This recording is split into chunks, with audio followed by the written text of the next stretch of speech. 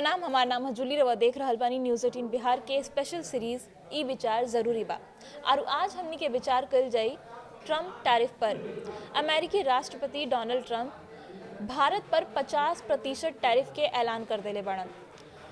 अब एकरा के लेके हर जगह चर्चा हो रहल बा, खाली भारत में ही ना पूरा दुनिया में। तो ए एपिसोड में हमनी के बुझल जाई कि आखिर ई टैरिफ का होला, काहे इतना ज़्यादा मात्रा में टैरिफ भारत पर ट्रम्प लगा रहल बड़े और एकर असर भारत पर का हुई। और ये पूरा बात पर विचार करे खातिर हमरा साथे हमार सहयोगी मौजूद बड़े अजय दीप चौहान। और हमनी के बात कल जाए सबसे पहले तो टैरिफ का होला ई बुझ ली। टैरिफ एक तरीका के कर होला जौन अगर मान ली कि हमनी के भारत से कोनो सामान एगो हम कंपनी बानी अमेरिका में भेज रहल बानी, तो 10 रुपए के सामान बाटे ओकरा पर ट्रम्प कहले कि हम 10% टैरिफ लगाई, तो मतलब कि 1 रुपया ओकरा पर टैरिफ लग जाई 10 रुपए के सामान पर। तो 11 रुपया में हमरा बेचे के पड़ी। अब वो 11 रुपया निकाले खातिर हम वो प्रोडक्ट के दाम बढ़ा दे हम, तो एकर का असर हो सकेला अमेरिका पर चाहे भारत पर। तो जैसे ही बातें भइल पैसा के, जैसे ही कोनो बात अगर पैसा के होखे लाटे, यानी कि चीज अगर 10 रुपया का सामान टैरिफ लग गई तो 1 रुपया के और तो 11 रुपया महंगाई महंगा हो जाई। तो कोई महंगा सामान काहे खरीदी आदमी। तो बार बार वही आदमी कहता है कि भारत के सामान के अगर वो अपना देश में महंगा कर दी है, तो भारत के सामान जो हमने यहाँ से जालाटे अमेरिका में बेचाए खाती तो महंगा हो जाए, तो अमेरिका के लोग खरीदी ना खरीदी। तो वही कहते हैं कि अगर हम महंगा कर दें तो हमारा यहाँ रोजगार बनी, क्योंकि अगर भारत के सामान ना बने, हमारे पाव रोटी खरीदे के बाटे, चाहे हम यहाँ से झींगा जलाटे बड़ी मात्रा में मछली जलाटे हो जाए तो मछली खरीदे के बाटे, तो कहते हैं हमारा यहाँ उद्योग बढ़े लगी, हमारे लोग के रोजगार बढ़े लगी, अपन जो व्यापार घाटा उठा बाटे ओकरा पे नियंत्रण कर से चाहता कि ऐसे हो कि जैसे रुआ कहबे कहनी कि 10 रुपये का सामान 11 रुपये में खरीदे 11 रुपया पड़ गई। आ कोई व्यापारी बा तो ओकरो पे फायदा खोजी नू, तो और बने पैसा बढ़ी। तो वही के चलते कि वो चाहते हैं कि बाहर के सामान हमारे यहाँ ना, हमारे यहाँ का सामान हमारे यहाँ ज्यादा बिके। कोई देश चाहिए तो मान ली कि कोनो कस्टमर बाटे अमेरिका में, वो भारत के सामान एजा से दवाई बहुत जाला, हाँ दवाई बहुत सबसे ज्यादा दवाई भारत से जाता है अमेरिका में। अब वो जो दवाई अगर केहू के किने के बाटे ओकर महंगा ऐसे ही हेल्थ सिस्टम कहल जाला कि अमेरिका के बहुत आदमी का प्राण निकल जाला। इंश्योरेंस के बिना हो जा केहू के अगर बीमार पड़ गए तो भाई समझ ली कि ओकर काम हो गई। अब दवाई महंगा हो जाई जौन भारत से जाता, तो खाली भारत के ठीक बजन एक्सपोर्ट करता भारत के व्यापारी, ओकर नुकसान हुई। साथ ही जो ओजा के कंज्यूमर बने, जो ओजा के उपभोक्ता बने, उनको लोग के नुकसान हुई। तो विरोध के आवाज अमेरिका में उठ रहल बा ट्रम्प टैरिफ के लेके। और तार्किक बात भी करत रहे बार बार, मने 25% तो लगैलन, 25% लगैलन आ 25% पेनाल्टी लगा दिले बड़न।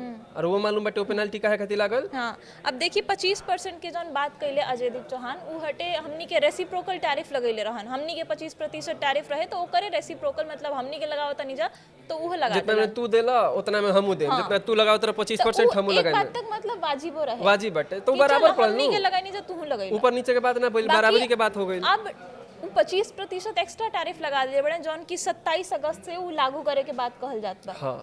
तो अब ई जौन 25% एक्स्ट्रा टैरिफ लागल बा ओकर का कारण बा, एकरा पर हमनी के विचार कल जाओ। सबसे पहल का तो जौन रूस के साथ हमनी के दोस्ती बाटे बहुत खटकता उनका। हाँ, रूस के साथ है रूस के साथ कोनो हमनी के नया दोस्ती नहीं खे, मतलब ढाई दशक का बहुत ज्यादा ही कल 1950 से लेके जब से देश आजाद भइल तब से लेकर के, चाहे पाकिस्तान से होल बीच में लड़ाई तब से, चाहे चाइना के साथ भइल लड़ाई तब से, के खड़ा रहल हमनी के साथ है रूस से खड़ा रहल हमेशा के लिए। तो ई बातवा खटकता कि अभी तक 2025 तक भी 75 साल हो गई, मतलब कि अभी भी लगातार जारी बाटे। ई बात उनका खटकत बाटे। आ दूसरा एगो कारण इहो बाटे, ओकरा पीछे ई तर्क देते रहे कि रूस जोन बाटे एकदम विध्वंसक स्थिति में बाटे। कहाँ? यूक्रेन लगातार एकदम मने 3 साल से ज्यादा का समय होकर चल जाता है। यूक्रेन में युद्ध जोन बाटे रूस के उजारी बाटे, ओकरे पे रोधक मन कहते हैं कि एकरा खत्म करा। कि भारत बड़ी मात्रा में तेल खरीदता कहाँ से? रूस से। और वही तेल के फिर विश्व के बाजार में बेचता महंगा करके। तो अमेरिका कहे के मानो कि ज्यादा हमनी के खरीदता नहीं, ज्यादा बेचता नहीं, ज्यादा फायदा होता है केकरा? रूस के। और रूस फिर वो पैसा के इस्तेमाल कहाँ करता?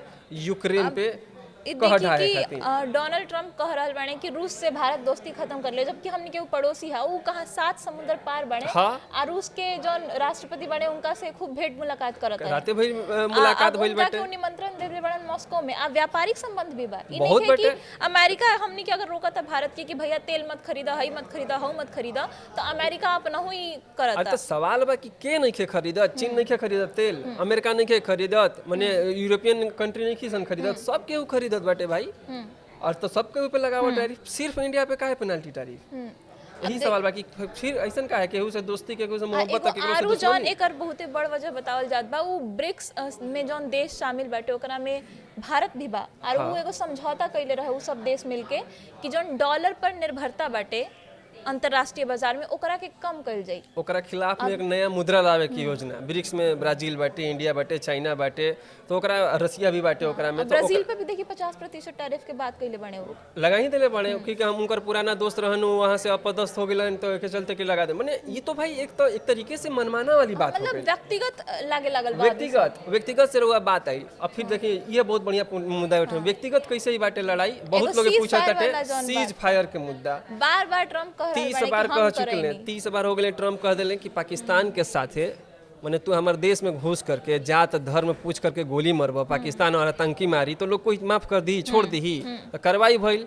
अब पूरा देश देखलस, पूरा दुनिया देखलस कि ऑपरेशन सिंदूर के हमनी के 22 मिनट में तो जूली कहल जाला कि हमनी के भारत के इतना बड़ा बड़ा राज्य बा कि एक राज्य से दूसरा राज्य के हमनी के सीमा के ना लांघे लीजिए, लेकिन 22 मिनट में तो पूरा पाकिस्तान लांघ देनी है पूरा मिलिट्री और बता बेस दिलस। तक तबाह हो गइल जाके। तो ये सब बात, ये सब कार्रवाई हम केकरो से पूछ के करम में तू के हो तो भाई अब तू मैंने लड़ाई भारत होता तो आधिकारिक तौर पर बार-बार बयान जारी करके कहत बा कि हमनी के जो समझौता भइल, जो सीज फायर भइल, उ दोनों देश के आपसी सहमति से भइल, भारत DGMO के के शर्त स्तर पर पे बात भइल। भारत के शर्त पर समझौता भइल, बार-बार भारत कह रहल बा। बाकी ट्रम्प कहत रहे कि ना भाई हम करैनी अतने ना अजय, उ कहत रहे कि एकरा खातिर हमरा नोबेल प्राइज मिले के चाहिए। नोबेल जबरदस्ती के फूफा बनल फिर तरह अब पाकिस्तान उनकर समर्थन कर देले बा तो खूब बढ़िया बा। दू बार अरे पाकिस्तान के जब देखला यही बात समर्थन करे केकरा बुलावत रे मुनीर के, हमनी यहाँ से तो कोई जात नहीं खे, उनको यहाँ के प्रधानमंत्री के नहीं खन बोलत मैंने अरे केहू को से बतियाई बा तो भाई कोई 12वां पास बा 12वां पास से बतियावता, कोई ग्रेजुएट पास बा ग्रेजुएट पास से बतियावता, तू ग्रेजुएट पास बड़ा बुलावत रह केकरा तीसरा पास के 10वीं के, अरे नीचे के नहीं अपन जो समकक्ष बा ओकरा से बतियाई तू राष्ट्रपति हो तो मतलब राष्ट्रपति के बुलावा पाकिस्तान के प्रधानमंत्री के कहते तब एगो बात तो रहे। डिनर पे मेल मिलाप चलत है। पाकिस्तान अमेरिका कितना धोखेबाज बाटे, भारत पहले देख चुकल बाटे, अभियो हमनी के देखत नहीं जा। रसिया से संबंध तुल के का फायदा उठावल चाहत रहा, बार बार धमकी का ची कि एकरा पे और एक्शन ले लेम जा। अरे जबकि दो तरफा बात, हम बार बार कहते नहीं कि खुदे $3.5 अरब के तो तू व्यापार कैला, तू अपना आप पे लगेब ना, तू डरा तरह चाइना पे लगेब, चाइना से तारा चाहे रसिया से तारा के परमाणु चाहे हथियार बना खातिर सामान लिया ये चलते नहीं लगावत, भारत पे तू लगावत रह, सोचत रह दवाई हम कहीं और से खरीद ले। लेकिन काल के भाषण जो बाटे प्रधानमंत्री नरेंद्र मोदी के सख्त संदेश बाटे, साफ संदेश बाटे कि अब हमनी के स्वतंत्रता से आगे बढ़े वाली बात बाटे। 47 तक रीजन जो बात कहले बड़न बार बार कि अब सेमीकंडक्टर हमनी के देश में बनी, जितने सारे परमाणु संयंत्र रिएक्टर सारा चीज कहते रहन कि हमारे यहाँ, इहो कह दिलन प्रधानमंत्री मोदी मेड इन इंडिया। हाँ, आ दू चीज और भी कहलन कि दाम भी कम हुई, सारा चीज पीएम मोदी भी जो अलग बहुत बड़ खुशखबरी रहे पूरा देश खातिर दाम कम, दीपावली पर बहुते बड़े को तोहफा मिले वाला बा। अब एग्जैक्ट तोहफा कितना होई का होई भाषण में रहे कि दाम कम और दम ज्यादा, यानी कि सस्ता सामान ज्यादा टिकी, मेड इन इंडिया जो है पूरा दुनिया जो अभी देखी इस चीज के, तो ये बहुत मतलब कह कि दूरदृष्टि देख करके पीएम मोदी बात कहले बाड़े। एकर असर भी अब अमेरिका भी देखी या पूरा दुनिया भी देखी बहुत जल्दी। अब देखी कि अब जन टैरिफ लगावे के ऐलान कइले बड़े 27 अगस्त से लागू हो जाई, तो कई गो इंडस्ट्री पर एकर असर पड़ी। सबसे पहले तो ये बता देता नहीं अपन दर्शक लोग के कि कौन कौन सामान ज्यादातर एक्सपोर्ट कइल जाला भारत से। तो एकरा में कपड़ा बा, दवाई बा, इंजीनियरिंग के सामान बा और कृषि उत्पाद के जौन सामान होखेला वो सब भारत से अमेरिका में भेजल जाला। अब ये सब रोजमर्रा के भी चीज बाटे और जरूरी चीज भी बा, एकरा बिना मतलब रहल अब मॉडर्न जमाना में बहुते मुश्किल बाटे। अब ये सब सामान जब जाई और महंगा दाम पर जाई, एहिजा व्यापारी के भी महंगा पड़ी, ओजा खरीदे वाला के भी महंगा पड़ी, तब एकर असर दोनों देश पर का होई? दोनों देश पर असर होगी कि फिर वही वाला बात आ जाता कि अच्छा है महंगाई भारत से भी सामान हमनी के देखो कि पिछला अभी हाल ही में जो रिपोर्ट आई है कि पिछला 8 साल में सबसे कम हमनी के महंगाई जो बाटे, महंगाई दर कंट्रोल हुई बा। बार बार ये कहते कि स्टीडी इकोनॉमी बाटे इंडिया के, महंगाई दर पे जितना तरीके से एकदम कह के जितना तेजी से एकदम मतलब उनका कहें कि रैपिडली तरीका से एकदम बदलाव होता है। कहीं देखना पाकिस्तान में कितना महंगाई बाटे, कहीं कहीं चाहे इंडोनेशिया चाहे बहुत सारा ऐसा दिक्कत बाटे, बहुत महंगाई के लेकर के दिक्कत, लेकिन हमने यहाँ महंगाई पे कंट्रोल बाटे। ये नहीं कहा कि घट गई बढ़ गई, लेकिन कंट्रोल भी बहुत बड़ी बात बाटे। अब कब कोविड पीरियड से उबरला के बाद ऐसा बाटे स्थिति, सब कुछ बंद हो गई, सब कुछ बंद हो गई रहे, सब कुछ बंद हो गई रहे। ओकरा बावजूद हमनी के अभी बेहतर स्थिति में आई खटकत अटे, जरा के ट्रम्प बार बार कहते रहे कि इंडिया के इकोनॉमी के डेड इकोनॉमी डेड इकोनॉमी नहीं खे। डेड इकोनॉमी भइल भाई 145 लगभग तो 145 करोड़ के आबादी बाटे, ओकरा में महंगाई के कंट्रोल कइले बाड़े। हम नहीं कहत कि कम कइले बाड़े, लेकिन कंट्रोल कइल भी बहुत बड़ बात बाटे। ओकरा में 80 करोड़ आदमी के फ्री में भी खियावत रहे। बात कइल जाला जैसे हमनी के अगर भारत के बात करी तो मार्केट बहुते बड़ बा। बाकी भारत खातिर अगर दोसर मार्केट की बात करी तो अमेरिका के अलावा कई गो ऑप्शन बा भारत भेरी बा। तो असर केकरा पर पड़ी? अमेरिकी सामान भारत में आई तो अमेरिकी व्यापारी के मार्केट पर असर पड़ी कि भारत के व्यापारी पर? इहो एगो देखे वाला बात एकर बराबर बराबर असर। हम तो कहते नहीं कि ऐसा सोचत रहे, बार बार कहते नहीं कि ऐसा भी होता कि भावना में बह के भी फैसला लेवल गए। बराबर असर दोनों पे पड़ी, काहे कि हमनी के लगभग बराबर बराबर सामान जो बाटे, हो सकेला हमनी के थोड़ा ज्यादा ही उनकर से इंपोर्ट कर लीजिए तो वही ज्यादा असर पड़ी ना, उनकरे सामान हमनी यहाँ ना बिचाई। ये तो ओजा के व्यापारी लोग भी अब कहे लागल बा कहीं ना कहीं, ओजा के सांसद लोग कह रहल बा कि जौनी फैसला ले रहल बड़े काफी साल पुराना रिश्ता बाटे भारत और अमेरिका के, ई रिश्ता पर भी दरार पड़ सकता और जौन ओजा के व्यापारी बड़े अमेरिका के उही लोग के बहुत नुकसान हो सकता। काहे कि अब जैसे कि देखिए व्हाट्सएप, फेसबुक, ये सब सोशल मीडिया प्लेटफॉर्म इस पे भी कल प्रधानमंत्री मोदी कह दिले कि हमनी के दूसरा जगह काहे कि यूज करम जा, हमनी के अपन बनाई जा, स्वदेशी बनाई जा। जैसे कोई एगो ऐप बनल रहे ट्विटर के, चेन बाटे मैकडॉनल्ड्स कितना पॉपुलर बाटे, डोमिनोज बा, ई सब के लेके विरोध में आवाज उठे लगल बा कि भाई हर बार कहले कि युवा देश के आगे आवश्यक है कि बहुत विकट स्थिति होके जाता है अर्थव्यवस्था के लेकर के, खास करके अगर देखा जाए तो इहे सब बात रहे जना पर हमनी के विचार करनी जा। और ट्रम्प टैरिफ पर राउर का विचार बा हमनी के कमेंट में बताई। और अगर ऐसा कोनो टॉपिक होके जेकरा पर वह चाहतनी कि हमनी के बात करी जा, विचार करी जा, तो वो कमेंट में बताई। बाकी अभी खातिर वीडियो में अपने धन्यवाद।